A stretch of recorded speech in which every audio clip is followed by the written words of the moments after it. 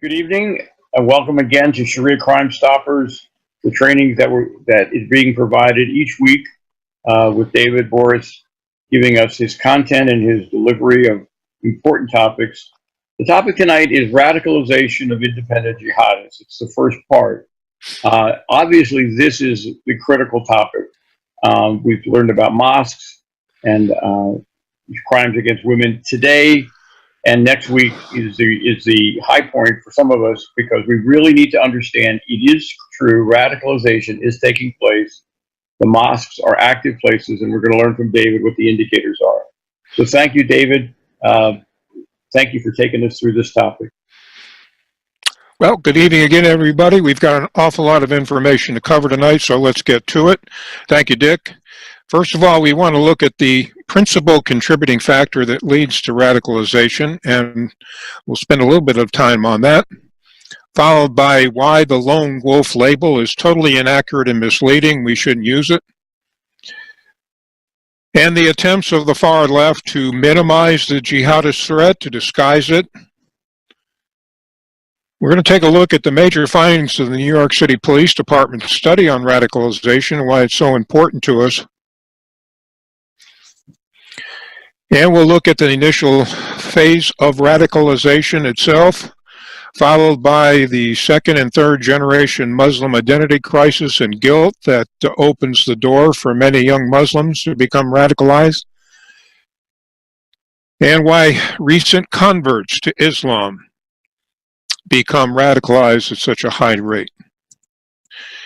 So remember from webinar number 2, the current threat when we discussed how both ISIS and Al-Qaeda purposely changed their attack strategy from large-scale operations to smaller, cheaper attacks. We referred to them as death by 1,000 cuts. Since 9/11, every jihadist attack has been committed by no more than 2 fully radicalized jihadists within the United States. We've seen them referred to in a variety of ways, and we'll address later why the commonly used term lone wolf is inaccurate. The jihadists that have attacked in the United States since 9/11 have all been independent in terms of where and when they attacked. But they have all been influenced by what to attack by the social media postings made by the larger international jihadist groups. More importantly, they did not radicalize alone. They were all part of a large jihadi network based on Islamic doctrine. If a jihadist is not born, the question then becomes, how is one created to become a jihadist? How does this happen here in our neighborhoods? Several of my source documents are listed on this slide. I'll make reference to many others as we proceed through this webinar. Let's now look at a couple of examples of individuals who became fully radicalized here and then went on to commit jihad either here in the United States or overseas. Hoda Muthana is a second-generation Muslim raised in an affluent suburban community outside Birmingham, Alabama. You see her face here in her high school photograph. And if you look closely, you'll see her at the far right with many of her fellow students, and here sitting behind a school computer terminal. Following her graduation from high school, she enrolled at the University of Alabama at Birmingham, and after her freshman year, she flew from Hartsfield-Jackson International Airport in Atlanta to join ISIS in 2014. Please note the fact that during her radicalization, she was in contact with a fully radicalized female jihadist from Scotland, Aqsa Mahmood, who we'll revisit much later in next week. 1 month after her arrival in Syria, she married an Australian jihadist who was later killed in battle. And since losing her husband, she informed all who can read, to include her family, "I'm not coming home. I'm ready to die here." And she encouraged others to commit jihad by truck long before it became a weapon of choice ever since. The last report I've seen indicates she was living in Raqqa, Syria, the former capital of ISIS. Another example of a young, highly privileged youth who became radicalized is Sami El Gorni, who was raised just north of New York City in a large home with an indoor swimming pool and attended college. He was the son of an Egyptian civil engineer who earned his wealth through real estate and who wanted his son to continue in his footsteps. But Sami had other plans. He gave up everything to include his life for jihad in Syria, where he was killed in 2015. Robert Laurento Hester was a convert to Islam before he became a jihadist. He served in the army and wanted to participate in the global jihad to overthrow the United States government by launching an attack 10 times greater than the one in Boston. Another convert to Islam, and so far the only former peace officer to become radicalized, is Nicholas Young. Before he could realize his dream of becoming a jihadist, however, the FBI indicted him. Here you see Young in his jihadist battle dress and Young in his neo-Nazi garb. Remember, the alliance between jihadists and Nazis goes back to World War II, and Young is just being true to his historical roots. Another convert, Azam the American. How do you go from this to this, and then to this? Raised a Christian on a California farm, related to a Jewish urologist, converted to Islam while in high school, became radicalized in a local mosque, moved to Pakistan in 1998, and later rose to become part of Al-Qaeda's senior command, also tried to recruit other Americans to join him when he made the FBI's most wanted terrorist list, and was finally killed in 2014 by a drone strike. Meet Abu Hazma the American, another who rose in jihadist ranks, believed to be the first American to behead an ISIS prisoner. What started him off? The same thing most young people contend with: a yawning emptiness and need to fill that void. Remember how we define a jihadist who is becoming radicalized as a second and third generation Muslim or recent convert to Islam, and then over time becomes fully radicalized to attack.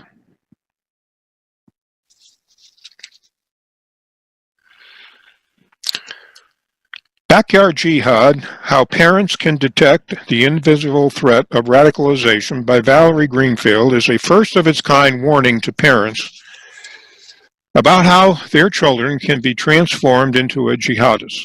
This is a must-read for anyone who deals with young teenagers.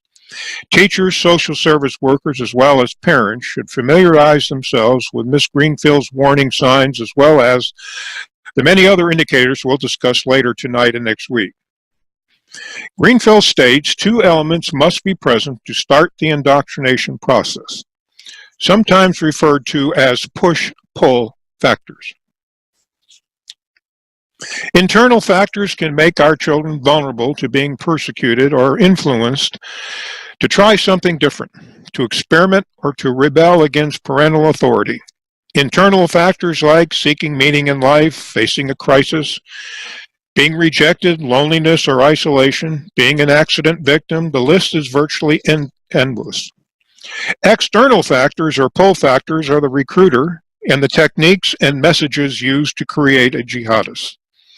In a nutshell, the recruiter attempts to fill the void of emptiness, hurt, or whatever, with the hope of Sharia ideology.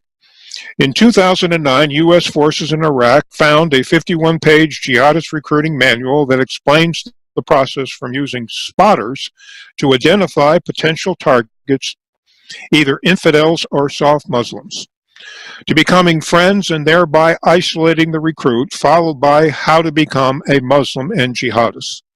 The process is highly structured, consisting of 5 steps, all done on a personalized one-on-one basis involving a recruiter and his target or potential jihadist. Referred to as an individual dawah, recruits must pass go, no-go questions before advancing to the next stage of radicalization. Jihadist spotters are looking for the vulnerable, disaffected seekers where young people hang out and on the social media. Once identified, the recruiters take over to exploit the vulnerability to convince our non-Muslim to become a Muslim or a Muslim to become devout Salafi Muslims. All of the recent studies on radicalization to jihad agree. The key cause of Islamic jihad were motivated by our religion, by the Quran and Sunnah. This is the pull factor, the ultimate cause or motive that provides both the inspiration and moral justification to murder. This leads us to the widely used but totally inaccurate lone wolf label for domestic jihadists. It implies the act is an isolated event. It promotes deception of no nexus to Islam. It fails to link the perpetrator to the global jihadi network. It excludes the historical patterns of motives, targets, and methods used previously, ignores the significance of outside assistance, perpetrates the myths of social grievances or mental illness as motivators. It refuses to recognize the association of like-minded believers for mutual reinforcement to act. And lastly, there's no acknowledgement, of course, of martyrdom. One point that I want to emphasize is that it takes a village or network to raise a jihadist. This is not an isolated event. As we'll soon see, there are frequently many fully radicalized others who participate, who pull the wannabe jihadists into the net of full radicalization. Even more ominous, information uncovered in 2017 shows that ISIS has the capability to remotely control the actual attack from 1,000 miles away, using so-called cyber planners with local knowledge of the attack location. Located in secure areas overseas, using various social media forums to communicate directly with our brand new jihadists. The progressive controlled media, in this case MSNBC, has repeatedly attempted to minimize the jihadist threat to America. Here, MSNBC states only 26 people have been killed by jihadists in the U.S. since 9/11, while at the top of their graph they claim 96 people are killed in accidents daily, 62 people are killed by bees and wasps in 2013, 48 have been killed by right-wing extremists since 9/11, 32 were killed by lightning annually, and 27 people are crushed by their own furniture every year. Let's take a closer look at MSNBC's figures. They don't include the nearly 3,000 people killed in 9/11, or the thousands since who require medical issues received or have undergone medical issues received from the attack. The progressives always start their count on 9/12 and conveniently omit the other fatalities as a consequence of 9/11. Another way to cook the books is by counting only incidents and not their lethality. For example, the Orlando Pulse nightclub attack is counted as one incident, yet 49 people were killed there. Another tactic is to inflate the right-wing numbers by including non-terrorist events. For example, when a neo-Nazi gang member kills a pedophile or homosexual in prison, or when a KKK member robs a bank, it's considered an act of terrorism and included in their tally. Another way to minimize the jihadi count is to overlook some attacks as being jihad. The DC sniper case is one. Another is the Garland, Texas attack, and remember, for a long time, Fort Hood attack was considered workplace violence, and Little Rock a drive-by, and therefore not counted. This is all fake news on steroids to protect our enemy from any criticism. In 2007, the New York City Police Department published a study about homegrown radicalization. Remember, New York City has been attacked by jihadists on two previous occasions, the first in 1993 and the second on 9/11/2001, both at the World Trade Center. And in both times, no federal warnings were issued. So the department decided to study the local jihadist threat so it could protect the people of New York from another attack and not have to rely on the federal government. The study revealed there are 4 stages in the radicalization process, stages we'll look at later. The study also showed that far more individuals start the process than complete it. Those that do so are far more likely to attack. The challenge for law enforcement is that there is nothing within the first 3 stages that is illegal. But as we'll see, there are plenty of indicators as someone progresses through the process that can establish reasonable suspicion for law enforcement to act before an attack if the clues are recognized. So this becomes our challenge, how to identify participants early. And if we do, what actions are in fact available for law enforcement to then take. Unfortunately, because of the Muslim Brotherhood and a civil suit filed by CARE and others, the department felt compelled to remove the report from its website and to agree not to use its findings as a basis to open and continue investigations. As we go through the major findings in the report, you'll see why CARE objected so strenuously to have them publicized. The first finding clearly states jihadists are inspired and motivated by the jihadi Salafi ideology that we've looked at previously, in particular during webinars 4 and 5. It defines the conflict, guides the movements, identifies the issues, drives recruitment, and is the basis for action. Most important, the study made a clear connection between all jihadi attacks in the U.S. since 9/11 with Islamic doctrine. The same connection former Muslim Zain O'Baran has also warned us about. The first step to jihadi terrorism is instruction in Islamic ideology. Nevertheless, our House of Representatives refused to require the Department of Defense to know and understand the jihadist threat doctrine and defeated an amendment in July 2017 that would have directed our military to know the enemy it faces. 1 month following the House of Representatives' action, Germany issued its own finding. Remember, at the time of the study, there was no ISIS. And the study did not yet report on how ISIS can now actually control an attack in the U.S. remotely from a secure base. Nevertheless, the finding remains factually correct because all jihadi groups serve to inspire local jihadist action. The third finding showed the importance of knowing about each stage of the jihadi plots and the attacks studied to create the report. Each of the stages were clearly evident in each of the 12 cases reviewed. In other words, if we understand the stages, we stand a better chance to prevent further attacks. Contrary to what we've been fed by progressives, the media, and many of our senior political officials, and so many others who just don't know what they're talking about, a jihadist isn't born because of social issues or because of global warming or because he wants a job. The radicalization in America is triggered because someone is seeking a noble cause. And guess where he finds it? Between the covers of the Quran. It's just that simple.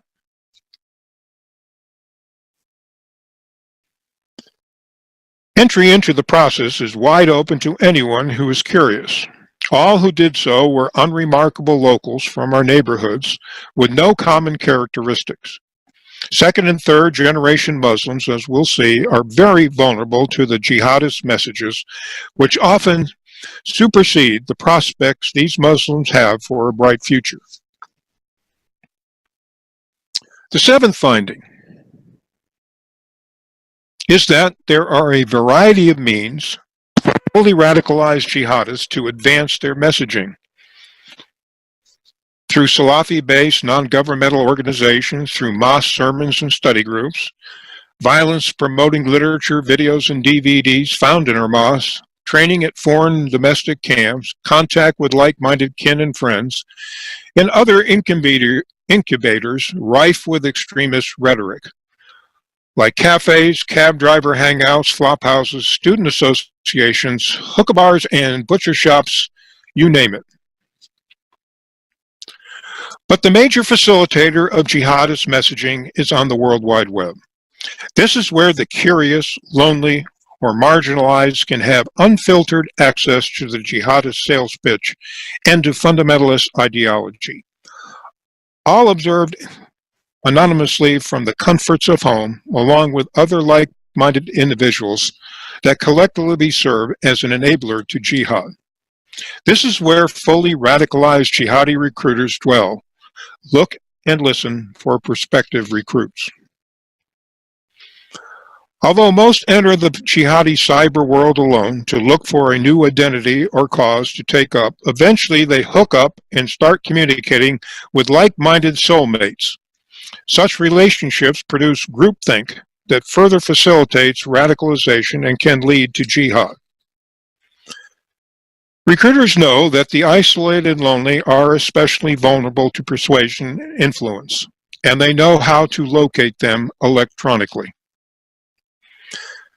Finally, number 10, as we've already seen at the beginning of our webinar tonight, many who become radicalized choose to participate in foreign jihadi group battles. Eventually, however, some return to either fight another day or to abandon jihad altogether. For those who remain, the key individual who can nudge someone to jihad is someone fully radicalized. Remember the influence of Anwar al-Awlaki over Nidal Hassan, or Hoda Muthana from someone in Scotland. Such a contact is a huge indicator someone is becoming fully radicalized and is about to attack. The problem is, if a parent, loved one, school roommate, or work associate reported this contact to law enforcement, would it be recognized as something to take serious and immediately act upon? Or would the officer respond like one student told me, well, I just document the information and forward my report to CID. By then, it might be too late. The implications. Radicalization is spontaneous, indiscriminate, and the indicators subtle. Early detection is very difficult. Most participants stayed off the police radar. During early stages, participants stayed home and did not train. All engaged in extensive psychological preparations. For those reasons, we need help. Paid informants or being receptive to public assistance through See Something, Say Something. But when the public opens up to law enforcement and gives us information, we have to act on it. Not like the experience my wife underwent when she observed several Muslim women in headscarves and male companions in a pickup truck drive to the entrance of our motel at night, and from the second-story window of our room, my wife saw a large cylinder in the back of the truck. My wife called 911 to report her suspicions, and when the officer arrived, he didn't even bother to look at the device that was clearly in plain view in the truck. Case closed. The groups and individuals that the New York City Police Department examined for their report were autonomous and well integrated. That means citizens, friends, and acquaintances saw them and interacted with them. So the challenge before us is clear. So too, the one of the options available to us. By forming partnerships, we open up lines of communications. Muslim women who may be the mothers of a young second or third generation Muslim son don't want to give their boys up to martyrdom. Many mothers have provided valuable tips to law enforcement about their sons' involvement in radicalization. Other crimes too. The Somali grooming gang that operated in several states several years ago that we looked at previously was broken up because of information provided by Somali Muslims. And don't forget our local mosques. 80% or more promote violence and other Sharia-sanctioned crimes. Radicalization is not a solitary endeavor. All become part of a jihadi Islamic network. All are influenced by someone fully radicalized. All don't just suddenly emerge, and all consider jihad a duty, an individual duty. All subscribe to the centrality of the Islamic legal code to impose Sharia. Many pledge allegiance to a jihadi group or individual and believe strict adherence to Sharia is the defining attribute of true Islamic faith. So says our friend Philip Haney. With the findings of the New York City Police Department study in mind, along with the FBI's manual on radicalization, we can now turn to the 4 stages. The FBI's 4 phases of radicalization are virtually identical to those of the New York City Police Department model. Returning to our pyramid, the first phase, pre-radicalization, attracts the most interest. The next phase, identification, starts the weeding out process, followed by full radicalization or indoctrination, and finally jihad, the phase where only the most committed remain. A note of clarification: just because someone self-eliminates from the radicalization process to become a jihadist warrior does not mean that they abandoned soft jihad. On the contrary, it is reasonable to conclude many who self-eliminate will continue to support the ultimate attainment of Islamic rule by joining fundamentalist organizations and affiliates of the Muslim Brotherhood. Many will also provide financial support to jihadist causes, and some will run for political office or take up employment in local, state, or federal government, the media, our established our entertainment industry, or academia.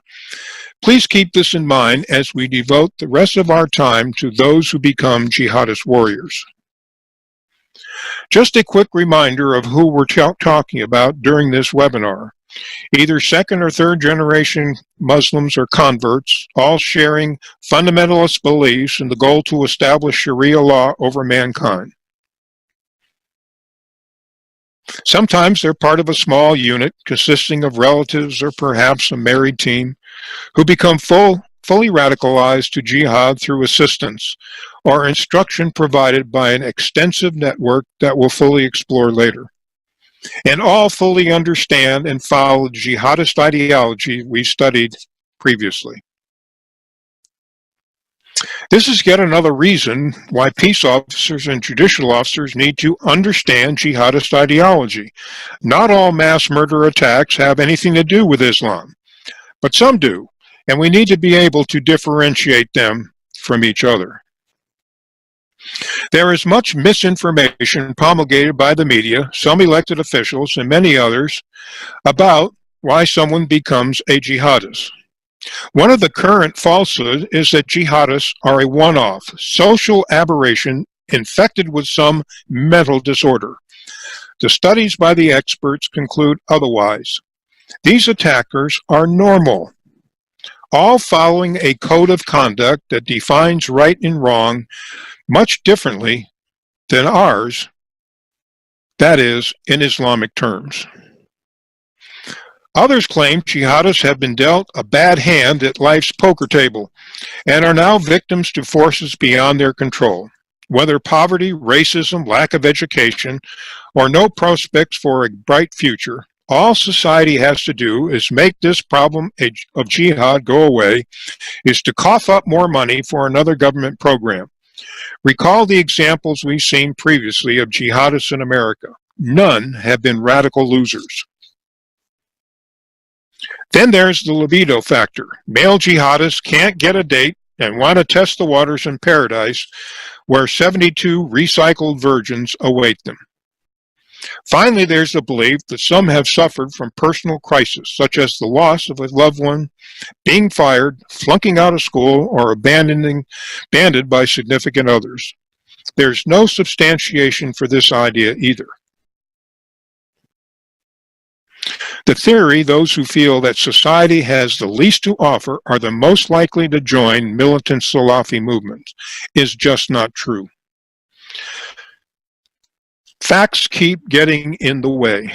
Terrorists are not impoverished, uneducated, or afflicted with mental disease. Their most important characteristic is normalcy. All the credible studies show the same findings. Typically, they are psychologically normal, have better than average economic prospects, and are deeply integrated into social networks. In short, they are one of us. A new report published in February of 2017, The American Face of ISIS, again shows what we've known for years. American jihadists are from middle class and better educated than most. Let's now exchange our pyramid for a funnel as we explore the many dynamics of radicalization. We're going to take our time by turning first to awareness and then to, say, curiosity. This is what Valerie Greenfield would call an internal or push factor. Most young adults have to figure out what they want to do when they grow up. Some want a drastic change from what is considered conventional or normal. Their worldview begins to change, and jihadist recruiters are more than able and willing to help out. Fortunately, many who start are weeded out. For a second or third generation Muslim, there are some challenges. How does a Muslim fit in within a secular society? As we've discussed previously, many Muslim families believe in very traditional social values, similar to those promoted by conservatives who advocate a return to the good old days. The reality is we all face the clash between our quests for traditional norms within a decadent society we live in that has redefined the rules to no rules or anything goes. So our young Muslim feels trapped between two worlds, just like any previous second or third generation did when they immigrated here to the United States. So now we have a disaffected seeker looking for meaning in his or her life. Maybe they totally reject Western norms and while simultaneously feeling alienated from their Muslim roots. And the fully radicalized recruiters are waiting, watching, and are more than ready to help start a process of Islamic renewal, jihad style, to become a born-again true believer. Recruiters then become one of the external pull factors by extending friendship, advice, and hope for a new, different life. Abaya al-Libi is thought to have authored an al-Qaeda recruiting document dated March 29, 2010. He also served as the head of al-Qaeda in Libya. In the recruiting document discovered at Osama bin Laden's compound, Libi states that the common or ignorant Muslims are to be targeted, as well as disaffected youths, and Muslims with criminal records as well, who may be outcasts from society. Collectively, they are viewed as easy and vulnerable targets and especially trainable as suicide bombers, as reported by the Clarion Network, Intelligence Network on February 28th of this year. Here are just some of the faces. Muhammad Dakala and his wife, a convert to Islam on the right, both in prison for attempting to join ISIS, both from Vicksburg, Mississippi, and she a daughter of a Vicksburg canine police officer and veteran of 2 tours in the Middle East. And of course, the Boston bombers. Then there's Nidal Hassan, Saeed Farouk, Mohammed El Abdulaziz, who committed the Chattanooga attack.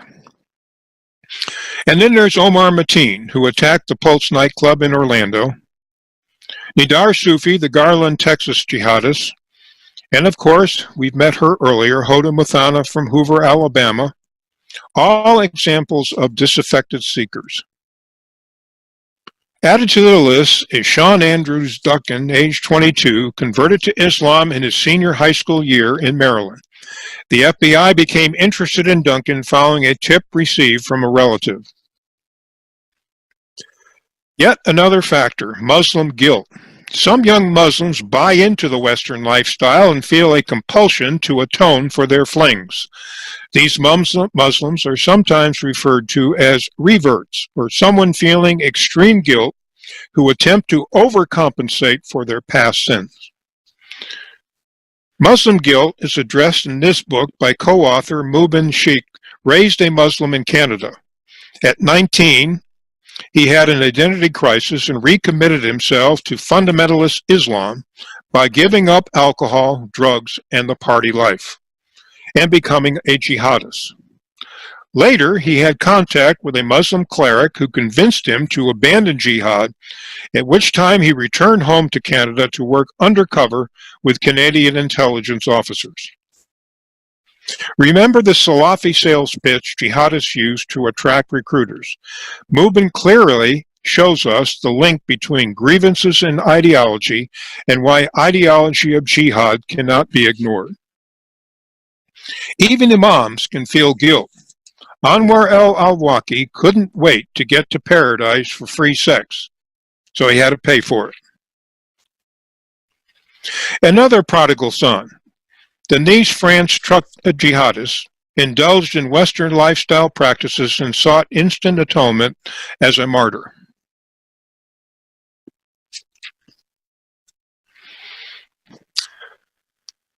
The temptations of secular Western cultures are many and overpowering for some raised in a very traditional Muslim family. These young Muslims who stray from the narrow path of their childhood often feel overwhelming shame and remorse later. Like Omar Mateen, I recall that right after the Pulse nightclub attack, many pundits discarded the notion he was a jihadist because he frequented gay bars. Unfortunately, they failed to acknowledge that jihad provides the means to wipe the slate clean of past transgressions. And just like his fellow jihadists of San Bernardino, he targeted a specific group that Sharia forbids relations with. Martyrdom becomes the go-to option for instant redemption and honor. Awareness can be fueled by anger, and jihadist recruiters are masters at stoking the flames. Remember the sales pitch. It's designed to produce moral outrage. Muslims have been victimized by Jews and Christians since the founding of Islam, and matters have only gotten worse recently. It's time to retaliate.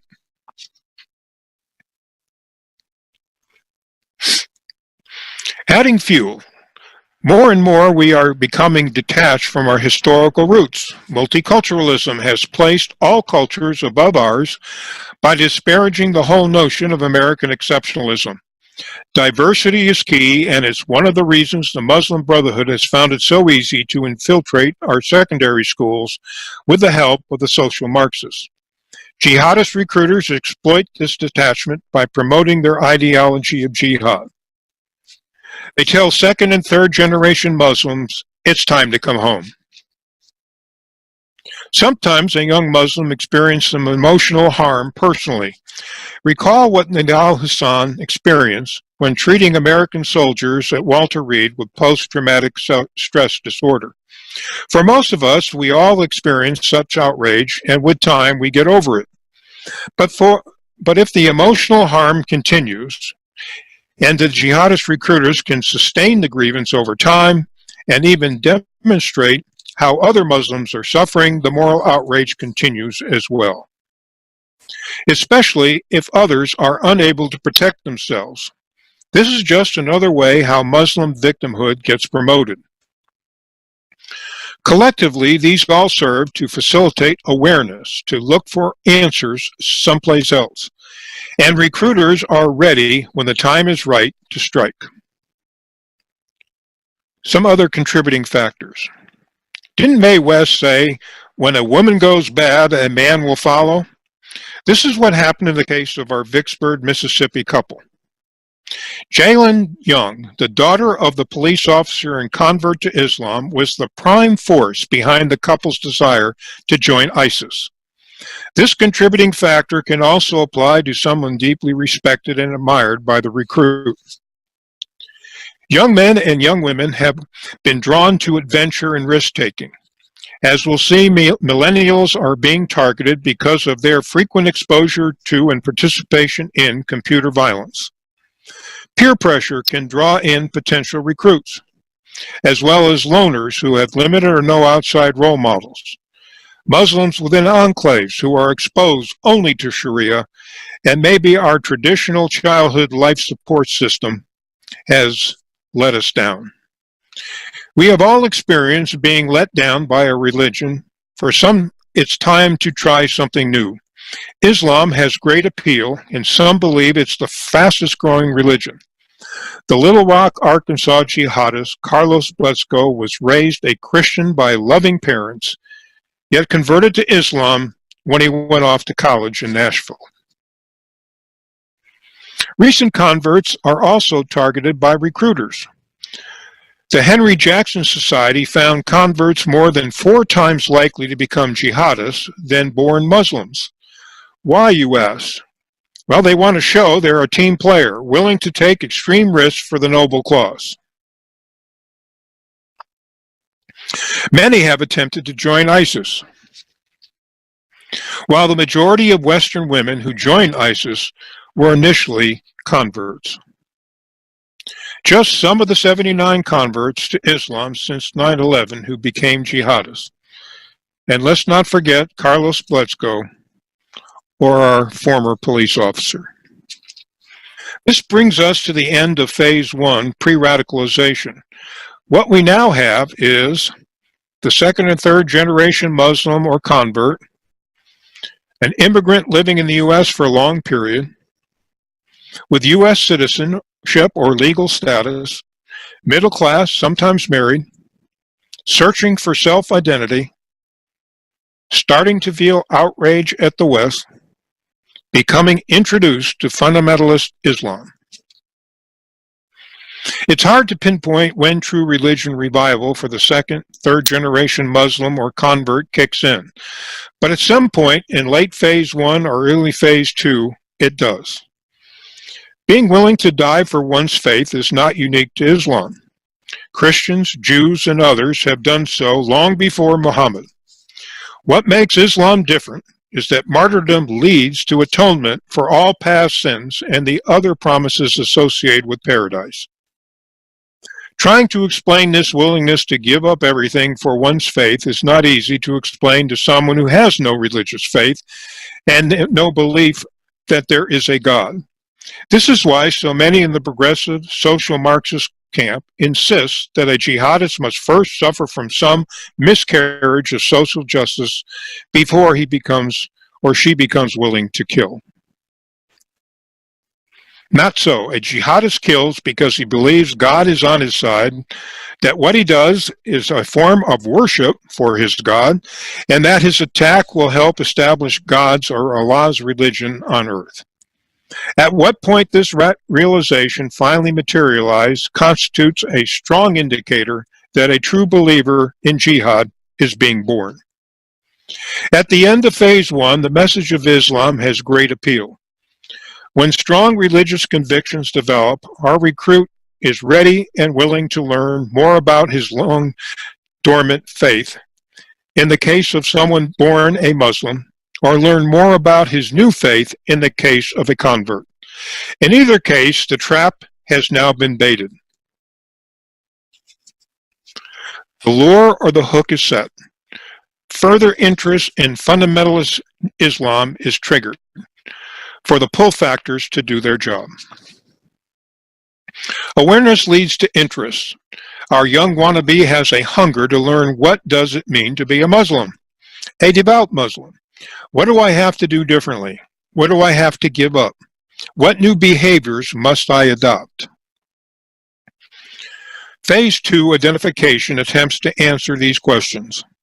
And as we'll see, there are a host of individuals primed to relate the Salafi fundamentalist message. The message revealed to Muhammad that he passed on to his immediate companions or pious ancestors to Islam. All the while, the sales pitch is reinforced. that starts to produce a new self-identity in our recruit, a Sharia-compliant identity. The recruit also starts to believe that he too is a victim of the West, and now he has an obligation to set things right. This further contributes to his anger and rage previously discussed.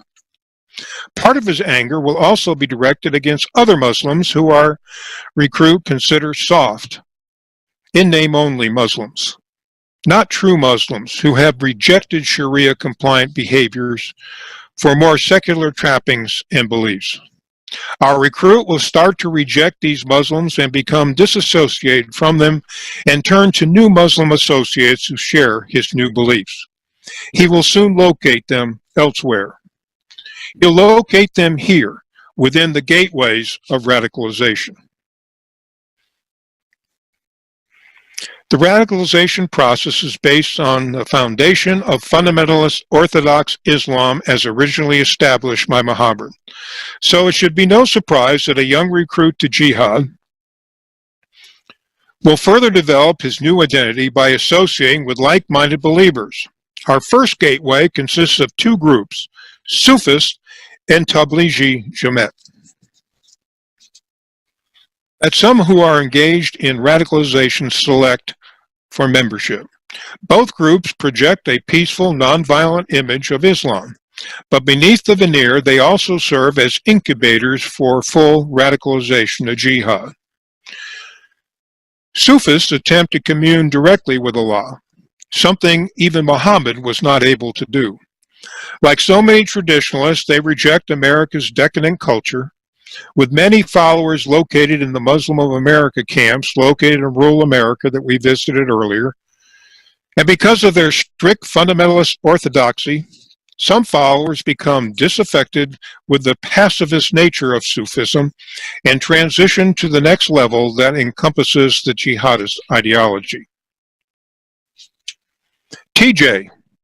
TJ is considered by many to be a proselytizing group that spreads Islam through missionary activities, and therefore non-threatening. By subscribing to an austere lifestyle based on the beliefs found in Wahhabi Salafist ideology, which brings us very close to the ideology of jihad. TJ has millions of followers globally and several thousand across the United States. One example of a TJ follower who made the successful transition to jihad was Saeed Farouk, one of the two San Bernardino jihadists. Reported by the New York Times on Christmas Day 2017, Aqid Ullah, the New York Port Authority bomber, was a member of TJ in South Asia, but the newspaper could not resist praising the group as a peaceful outreach organization, even though its outreach extended to San Bernardino and the London jihadist attack on 7/7. Jihadist recruiters target both of these groups by promoting a higher level of Sharia compliance through jihad. Our next gateway are the many mosques in America that promote violence and other Sharia-sanctioned crimes. Recall our previous webinar last week where we learned the Muslim Brotherhood considers mosques the axis of our movement in the United States. The survey we explored found 81% advocate violence through literature, DVDs, and CDs available to attendees, and the preachings of imams, clerics, and guest speakers. Returning to the Omar Mosque in Paterson, New Jersey, where the 2017 Halloween jihadists attended, the messaging was clear and violent, targeting Jews, women, and homosexuals. And in the Montreal Mosque in Canada, the same message. With more examples in the U.S., Sheikh Raed Salih Al-Rosen of the Tajwid Institute of Houston, Sheikh Amin El-Kasabe of the Islamic Center of Jersey City told attendees, "Don't leave a single Jew upon the earth." Amar Shaheen of the Islamic Center of Davis, California, also called for the death of Jews at Friday prayer services.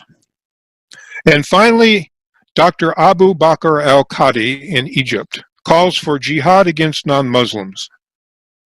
This is a universal message of death through jihad that is being promoted in far too many mosques, and it makes little difference if attendees hear the imams in person or our social media postings. We need to heed the warnings from those imams and Muslims brave enough to speak out. Imam Qazi Qawm publicly warns about jihadist fundraising at mosques in New York City, seen in the center of this photograph. Here at a pro-Muslim support rally for the New York City Police Department, along with Muslim reformer Dr. Zuni Zasser on his right. Our third gateway is based on a recent study released in May of last year by the Center of Religion and Politics entitled Milestones to Militancy. The study is based upon information learned from 100 jihadists about their motivations and radicalization.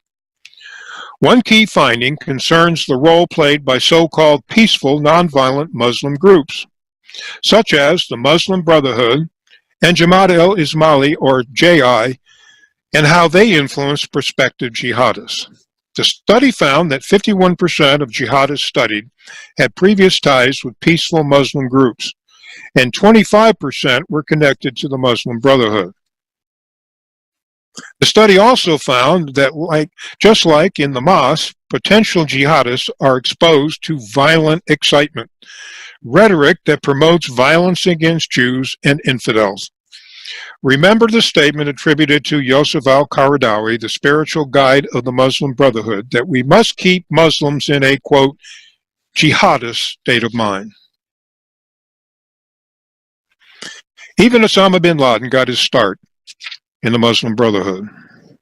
The fourth gateway is found in our prison system through the Wahhabi Outreach Program, funded by Saudi Arabia through the National Islamic Prison Foundation that targets black inmates for conversion to Islam. The Saudi embassy even lends a hand by distributing hundreds of Quran's DVDs and Islamic literature to prisons chaplains monthly. The embassy also funds travel expenses to Muslim chaplains to make the pilgrimage to Mecca. ISIS is also part of prison conversions to Islam by linking black nationalism to Islamic supremacism. ISIS offers a way to restore black people's honor. A new breed of American jihadists has thus evolved. U.S. cities and prisons are filled with disgruntled, angry black supremacists who are ripe for recruitment. Some examples of prison converts. Jakim Israel, who beheaded his co-worker in Oklahoma. Shahib Webb, formerly the Imam of Israel's Mosque in Oklahoma City and later the Imam of the Islamic Center of Boston. Jacob Mugami Maruthin, also of Oklahoma, threatened to behead another nursing home co-worker. And then there's Zale Thompson, who attacked 4 New York City Police Department officers with a hatchet. Speaking of Muslim chaplains in our prison system, this leads to the issue of their accreditation as an imam to perform the duties expected. The government's program to certify chaplains for both the Bureau of Prisons and the Department of Defense was started by Abu Rahman Alamudi, founder of the American Muslim Armed Forces and Veterans Affairs Council. He was appointed to fill this role as Chief Accreditation Officer for Muslim chaplains by the Clinton administration in 1993. Alamudi had long ties with the Muslim Brotherhood and was later convicted on terrorism charges. Following his conviction, the accreditation program was reassigned to the Islamic Society of North America, which is headquartered in Indiana. It is a well-documented Muslim Brotherhood front group listed in the explanatory memorandum and is an unindicted co-conspirator in the Holy Land Foundation trial. Here is ISNA's first president, Mozammel Siddiqui, sitting with President Bush. Part of a Muslim chaplain's training is conducted here at the Center of Islamic Studies at the Hartford Seminary, under the leadership of Ingrid Mattson, who also served as the director of the Muslim chaplaincy program from 1998 to 2012. But she was also ISNA's second president from 2006 to 2012 during the Holy Land Foundation trial. Now the program is run by the Graduate School of Islamic and Social Sciences, part of the Wahhabi corridor outside Washington, D.C. that we briefly visited several webinars ago.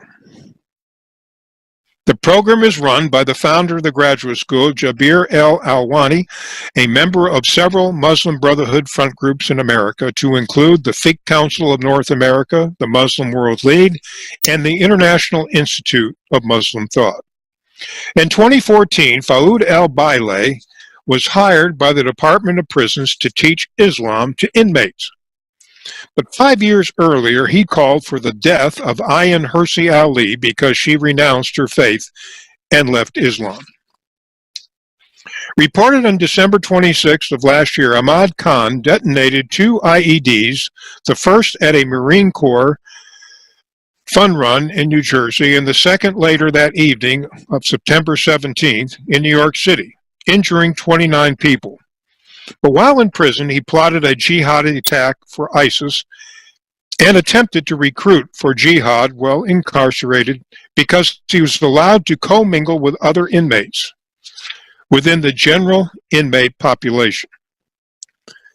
To make matters even worse, prison authorities found jihadist materials on Rahim's laptop in his cell. We've now looked at 4 gateways. The first consisted of 2 Muslim groups, Sufist and TJ. The second are the mosques. The third gateway consists of so-called peaceful Muslim groups like the Muslim Brotherhood and JI, and the fourth is found within our prison system. One word of caution, don't look at these entities in isolation. They all complement each other, and they are all following the same Muslim Brotherhood red-green axis playbook. But there is one more gateway, the World Wide Web, and the social media sites that is the biggest of them all. We'll turn to the final gateway in a moment. But first, let's return to phase 2 of the radicalization process.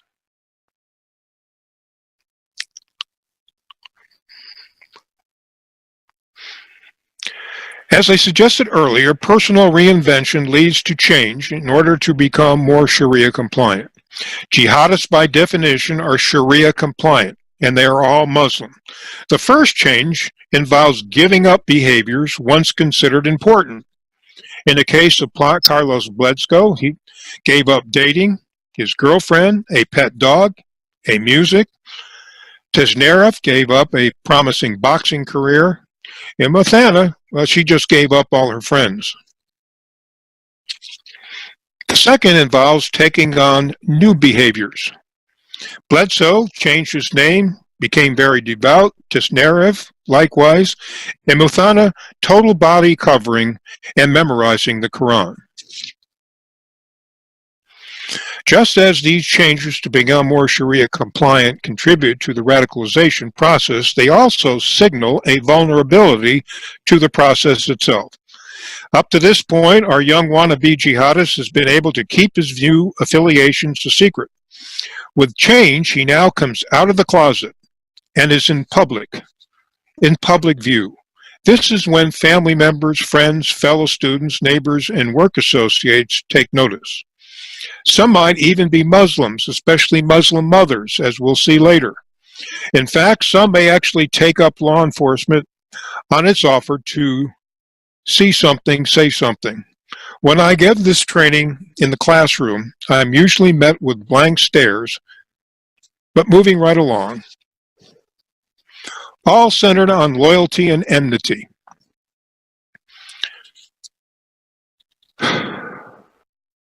That we discussed earlier. Loyalty to fundamentalists or the fellow jihadists and hatred for others, to include soft Muslims.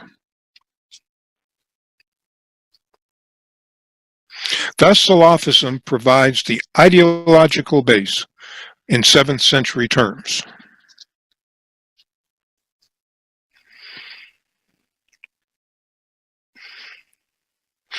The radicalization process in phase 2 continues. For those who remain, the sales pitch becomes firmly embedded, and our wannabe becomes more and more convinced the big tribe of his new friends is threatened, and he is starting to view himself as part of the final green line of defense against the evil West. Along with Salafism comes the justification of jihad. Indeed, the obligation to act through violence. Thus begins the process of moral disengagement from currently held values to jihadist values. More about that later, but for now, recognize that loyalty and enmity are both being constantly reinforced by the social media and by the messages and narratives of the recruits. Let's now turn to our final gateway. Without the World Wide Web, this would be extremely difficult. With it, all sorts of options are possible to anyone, all from the comforts of home, anonymously. But not for long. Recruiters are trained to look in to the hidden spaces, but certainly in the beginning, loners can remain alone. We'll see next week the importance of images in transmitting the Salafi messages. Up to this point, there has only been indirect contact with others, just like what we experience when we Google a topic for information. Nonetheless, the moral reinforcement of outrage continues that provides the righteousness of our grievances and the need for violent retribution. And in some cases, all is reinforced by a significant other. By now, phase 1 and 2 are well underway and consists of unremarkable recruits, all attracted to the process for any number of reasons. But as we've seen, becoming Sharia compliant means becoming visible. And the more visible indicators, the more we should evaluate them based on their totality. Take the example of Dahir Ahmad Aden, the Minnesota knife attacker who had roots in the Somali community. He went from a typical college student in behaviors with an excellent GPA to one with suddenly no interest in video games nor his studies, and finally to flunking out of college. And our contemporary college environment doesn't help either. We've already seen this, and most of us know what the progressive message is. Let's not forget the many chapters of Muslim student associations that reinforce victimhood and promote anti-Semitism, and alert CARE and the Southern Poverty Law Center to any who threaten Islam by telling the truth. And if that doesn't work, there is always political correctness to silence opposition. Before we close for this evening, one opening for law enforcement. Because of the use of the World Wide Web and its accessibility to virtually everybody, to include jihadi recruiters, so too can law enforcement troll the internet and search for wannabe jihadists, just like we do now for pedophiles.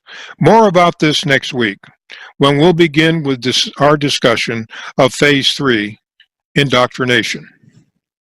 The major points in Webinar 13 that we'll take a look at next week are the Phase 3 and the interaction with others, the importance of the electronic media, the role of intermediaries to radicalization, and the importance of moral disengagement, the indicators of full radicalization, and what we should do before the attack.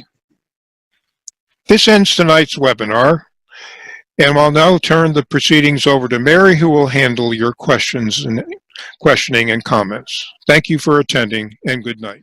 And good evening, and thank you everybody for joining us tonight. This is webinar number 12. Its detail is amazing, David. Great work.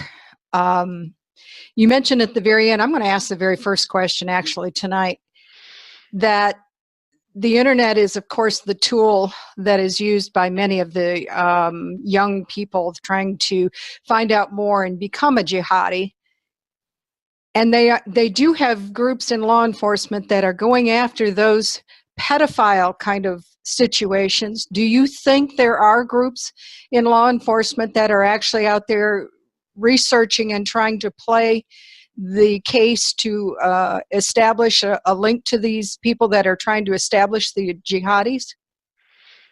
Yes, Mary, I think the FBI is doing that. I'm not so sure about local law enforcement, maybe the New York City Police Department, because they certainly understand the radicalization process. But unfortunately, because of a lack of training and understanding, I don't think that many others are doing it. Oh, wow. So needed, so needed. All right, well, we've got the first question from Carol. Please define Salafism. Well, Salafism is a movement to bring Islam back to its original roots as laid down by Muhammad and his immediate companions, the first 2 or 3 generations that followed Muhammad, when it is believed that that is when pure, unadulterated Islam was practiced. Since that time, Islam, like so many other religions, has become diluted.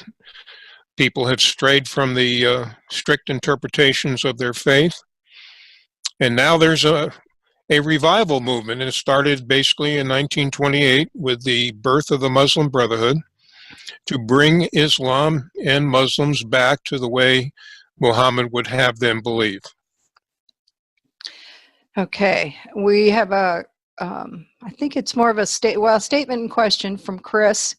Muslim groups criticize radicalization models, saying nothing is a good predictor. How do you respond? Also, do you think this criticism is a way of disarming us? Well, to answer the last one first, yes, absolutely. This is all part of deception. To understand this model, especially next week when we'll get into those key indicators, it's absolutely essential, and it is predictive.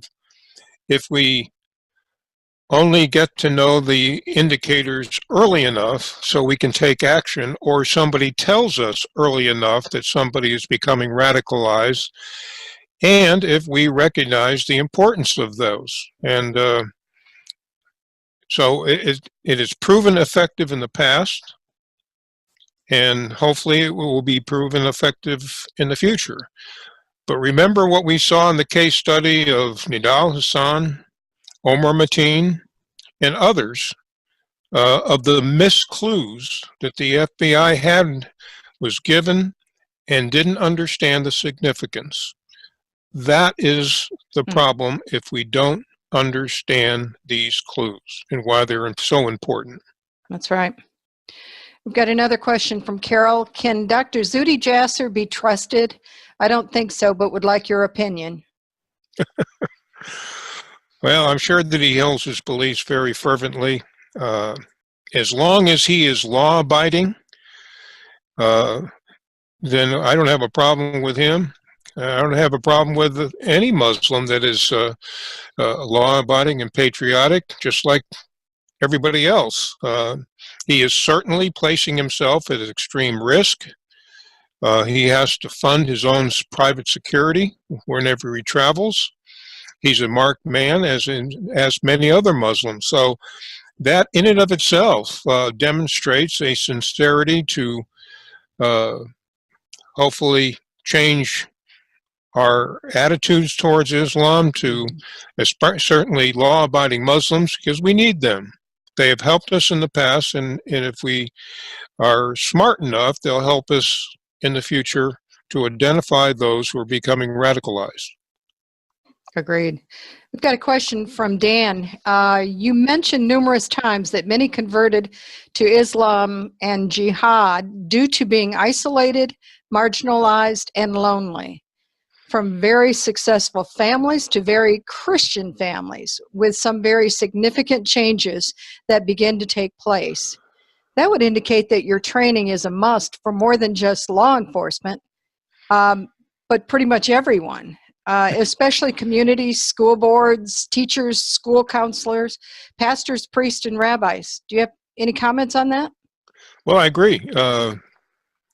Unfortunately, you can only start eating an elephant one bite at a time, and we're Right. having enough trouble trying to get law enforcement to come on board and take the training. As I've said in the past, I think part of the problem is we haven't been attacked in over a year now.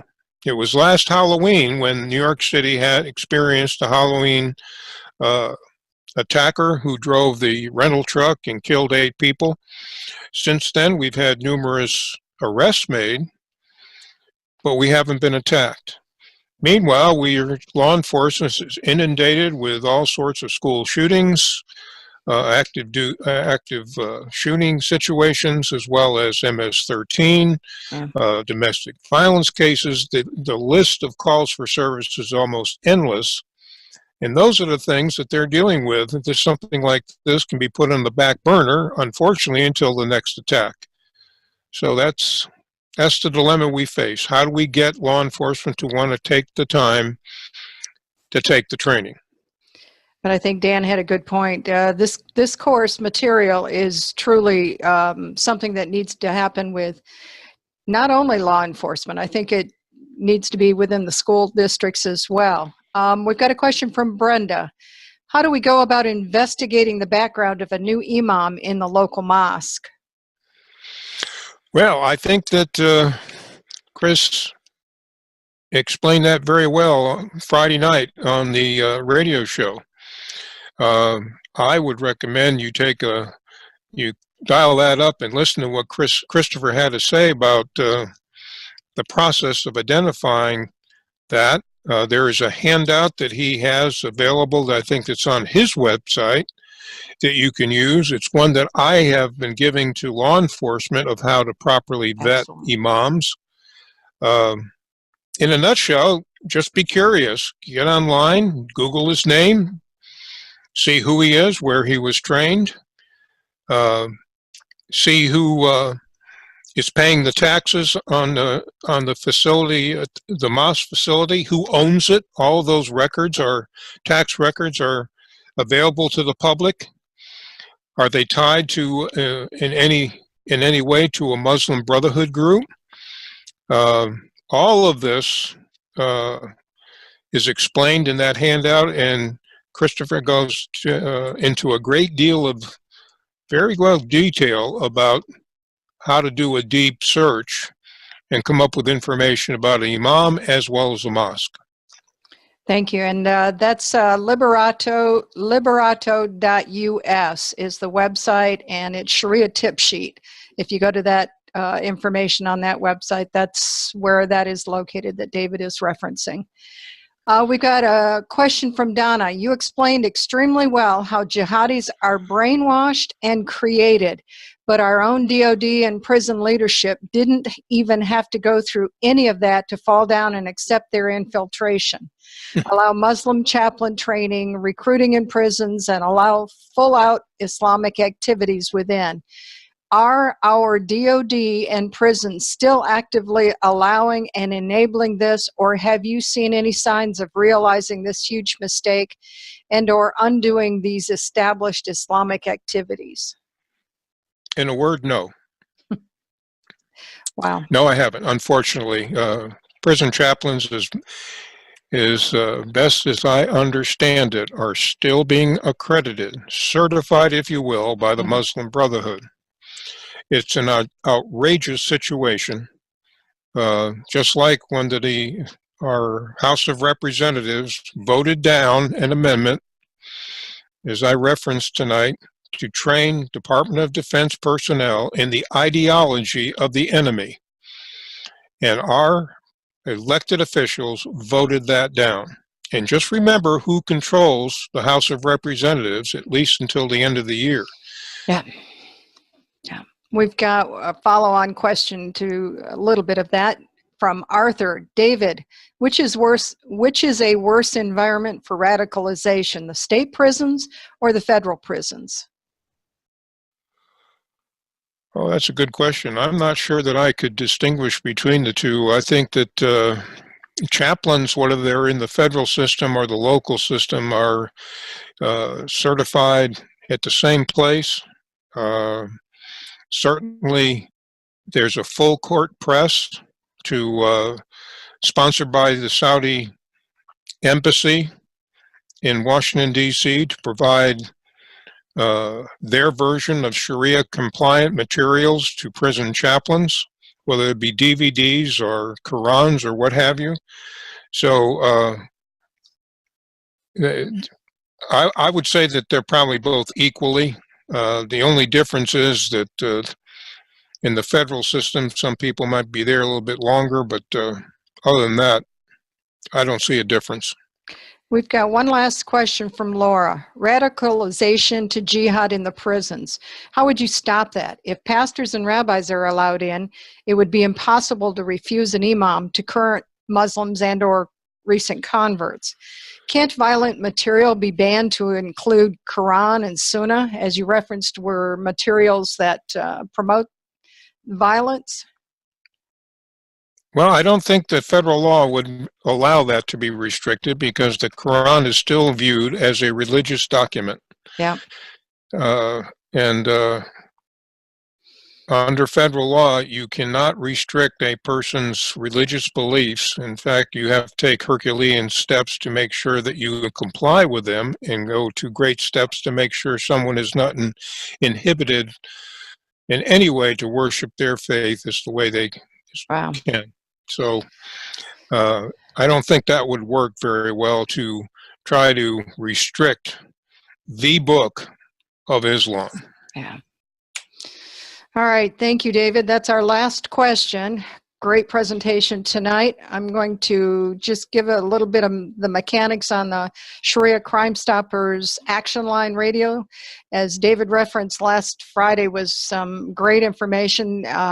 Dick is bringing on some excellent guests to inform, give it some intel, give some insight, and educate the public. So please do not miss it. Blog Talk Radio / Global Patriot Radio. Call in to talk during it. If you want to ask a question, press 1. And also, you can catch the episodes on demand in the on-demand episodes list. It's some great stuff, and Dick is doing some great work with it. And he will close out the show tonight and tell you a little bit more about what's coming up this Friday. Dick, it's all yours. Thank you, Mary. And David, the information you provided tonight is so important, and we're only half finished. So again, next week we're going to continue on the radicalization part 2. On Friday nights, we have an opportunity to go into conversations. Sometimes we have expert guests. Sometimes it's just basically drawing out the people that are listening in the chat room or on their computer or their phones, and we have a way to bring them on board. I wanted to tell you that this Friday night we're going to have a session entitled "Oh Canada," and it really has to do with the success of the red-green axis in Canada. How does that pose a threat to the United States? We're going to explore the fact, remember that the explanatory memorandum, which David has talked about, is the Muslim Brotherhood's plan for North America, not just America. And therefore, there are people in the Muslim Brotherhood who are watching what's happening in Europe, they're watching what's happening in London, and of course, when they look at the United States, they're looking at what's happening and provoking what's happening in Canada. You may remember that President Barack Obama sent his campaign team, led by David Axelrod, to Canada during the campaign in Canada, and the result was they were happy that the Canadians actually put in Pierre Trudeau into office, and that has had an escalating effect on immigration of Sharia compliant people into Canada. Again, we have the internet, we have different laws on free speech, we have incremental constriction of free speech going on in Canada. So we're going to look at events in Canada and how they might just apply to the United States and have an impact. For example, if David Boris was doing this presentation in Canada, if he was broadcasting to all the people that are listening, but he was sitting in Canada, David would be arrested under their new hate speech laws. So Canada is our neighbor, but are they a threat? That's what we're going to talk about on Friday night. Again, we appreciate your interest, your patience. You know, there's podcasts for both the webinar and for the Friday radio show. Again, Sharia Crime Stoppers page at the United West is where you'll find all that information. So we're going to say good night and thank you very, very much for joining us.